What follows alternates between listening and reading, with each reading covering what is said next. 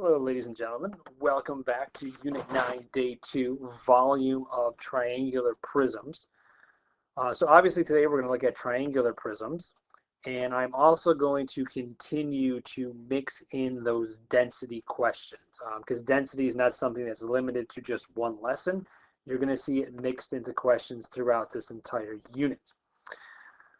So in order to understand how to calculate the volume of a triangular prism, you have to be comfortable calculating the area of the triangle. So that's where we're going to start for today. So the easy ones are when you have a right triangle. So when you have a right triangle, like so, and you know that the legs have lengths of 6 and 8, and if you didn't know that, let's say I gave you the hypotenuse, all right, you can use Pythagorean theorem to figure out one of the missing legs, so always keep that in mind. But as long as you have these two legs that are perpendicular to each other, we can find the area of a triangle by doing 1/2 base times height, or some people like base times height divided by 2. It's whatever you're kind of more comfortable with. I like 1/2, and so the base would be the length of the base of the triangle, which in our diagram would be 8, and the height would be 6. And so the area of this right triangle would be 1/2 of 8 times 6, which would be 24 centimeters squared, because this is area. Okay, so that's the area of a right triangle. Now, obviously, not all triangles are right triangles. What if you had an equilateral triangle? Okay, where all three sides are the same. And the perimeter of the equilateral triangle is 36. Well, 36 divided by 3 would tell me that each side has a length of 12. And so when we do area equals 1/2 of the base multiplied by the height, you look at this and you're like, all right, 1/2 of 12, but what's the height? Well, the height is not 12. The height is the distance from here to here, and that's not 12. Well, what is it, Mr. Johnson? Well, think about what I just said up above. When I drop down this altitude, it creates a right angle. Okay? And because this is an equilateral triangle, it drops down and it splits this 12 into two pieces. So this is actually 6. So what you actually have here, redraw this, is you have a right triangle where the hypotenuse is 12 and the short leg is 6. Now, some of you may be looking at this going, wow, this looks familiar. Something about the hypotenuse being twice as big as the short leg. And if you recognize that, that's a good thing, because this is actually a 30, 60, 90. Well, how do we know that? Well, we know this is 60 because it's an equilateral triangle. And we know that this top one gets split in half, so that's 30. So if you remember how to get from here to here, you may remember that the way we get from the short leg to the long leg is to do what? Multiply by radical 3. So this would actually be 6 radical 3. Now, if you don't remember that, what you could always do is set up the Pythagorean theorem and do x squared plus 6 squared equals 12 squared, and you can do Pythagorean theorem, and you would still get x to be 6 radical 3 when you simplify the radical. So that becomes your height. So sometimes you may have to figure out what the height is of the triangle. So 1/2 of 12 is 6. 6 times 6 is 36. So the exact answer would be 36 radical 3 as your area. Or if you actually put that into your calculator, 36 times the square root of 3, that would give you about 62.4, so about 62.4 centimeters squared as your volume. Okay?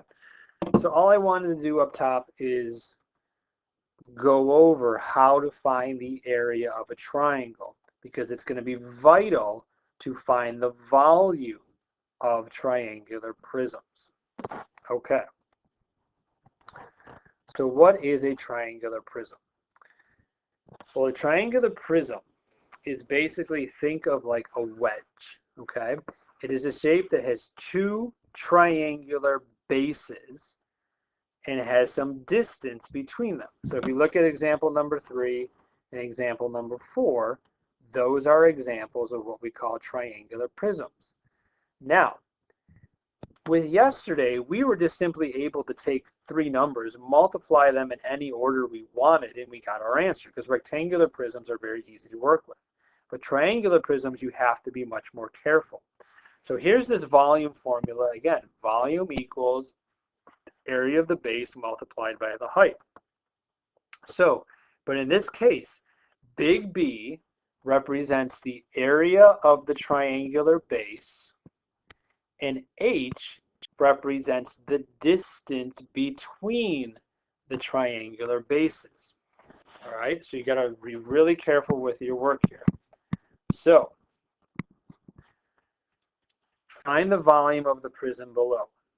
Let's imagine this is a travel size container that holds shampoo. How much shampoo would you have if it was 3/4 full? So let's worry about the volume first. So you look at this, you say, okay, this is a triangular prism. So this triangle right here represents the base. It's on the top and it's on the bottom. It's a right triangle. You can see that little right angle there. The legs are 3 and 4. So the area of that triangle, the area of the triangular base, is 1/2 of 3 times 4. That is the area of that triangular base, this thing right here. H, the distance between the triangular bases. Well, that's 6 centimeters. So a triangular base on top, a triangular base on the bottom, it's 6 centimeters between them, so the H value would be 6. So 1/2 of 3 times 4, well, that's going to be 6. Multiplied by the height of 6 gives me 36 cubic centimeters. So that's the total volume. So how much shampoo would you have if it's 3/4 full? Well, if it's 3/4 full, you take the 36, you multiply it by 3/4. So let's say there was this much shampoo in here. So let's say it was only up to there. So all of this is filled with shampoo. So it's about 3/4 full. So 36 times 3/4 in your calculator, 36 times 3/4 is going to give you 27. Okay? 27 cubic centimeters. So sometimes you get questions where they don't want the total volume. They want some part of the volume. Maybe they want half the volume. Maybe they want 1/3 of the volume. So just pay attention for different questions like that. Okay? Let's do another one. This time we're going to find the total volume of this triangular prism. Volume equals area of the triangular base multiplied by the distance between the triangular bases. So now this one's a little bit different because the triangular bases are not on the top and the bottom. The triangular bases are in the front and they are in the back. And so the triangular base is actually an isosceles triangle that has 5 and 5 as the legs and 6 as the base. So this here, the area of the base, is the area of this triangle. And once again, this is kind of like the example up here, number 2 here, where we didn't have the height. We had to figure it out. So we drop this down. This gets split, so that's going to be 3. And then using Pythagorean theorem, take a moment and figure out the height of that triangle. All right, so what you should have done is said, okay, that's x squared plus 3 squared equals 5 squared. And when you solve that, you get x to be 4. So this height is 4. So I know there's a lot of heights going on here.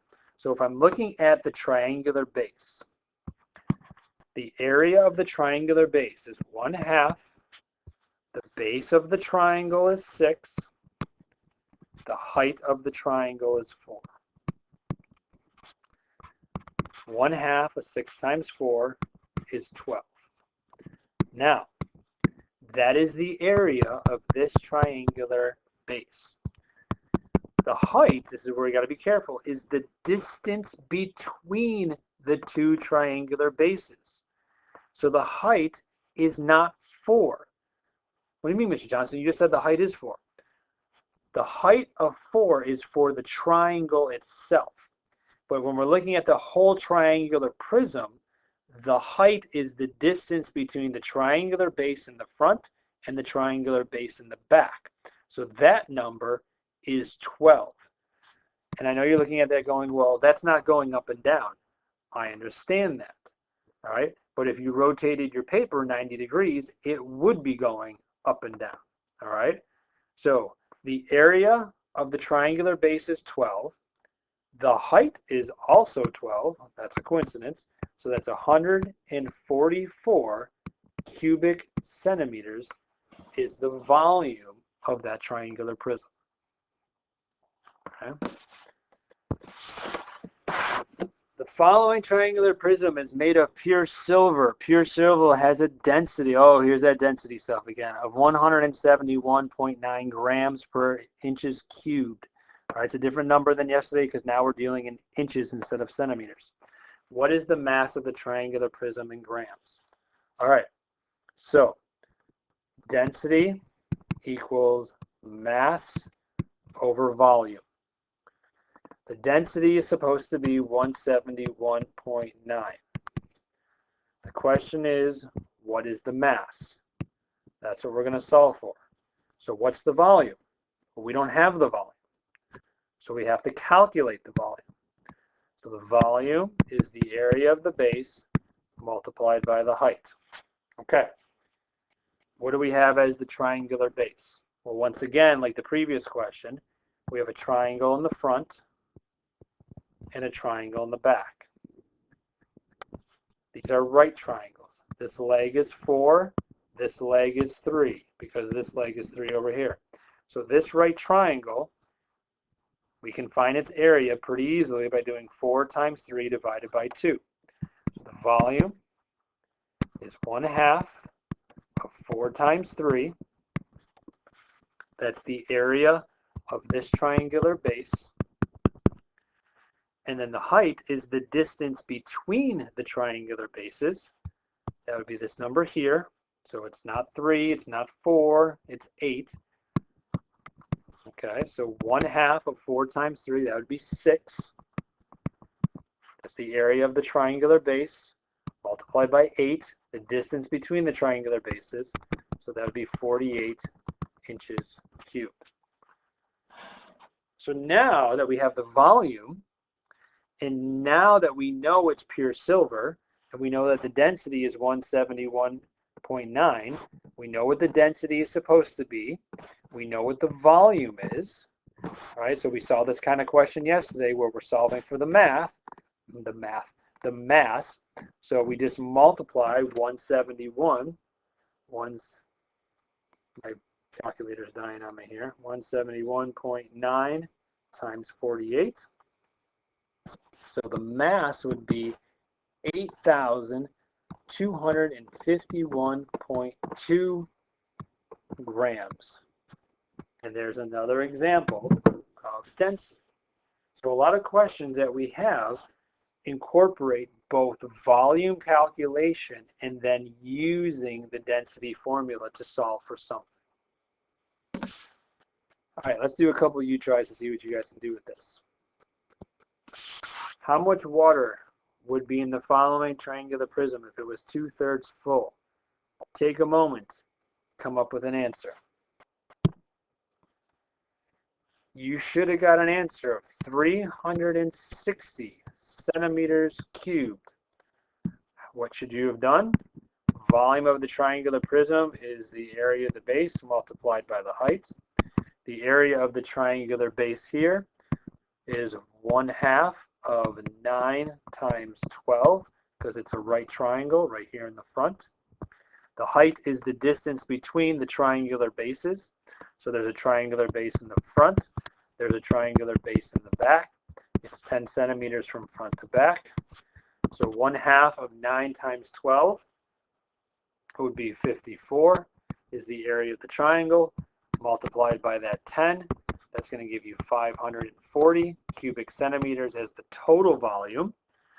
And when you take that number and you multiply it by 2/3, you get 360 cubic centimeters. All right?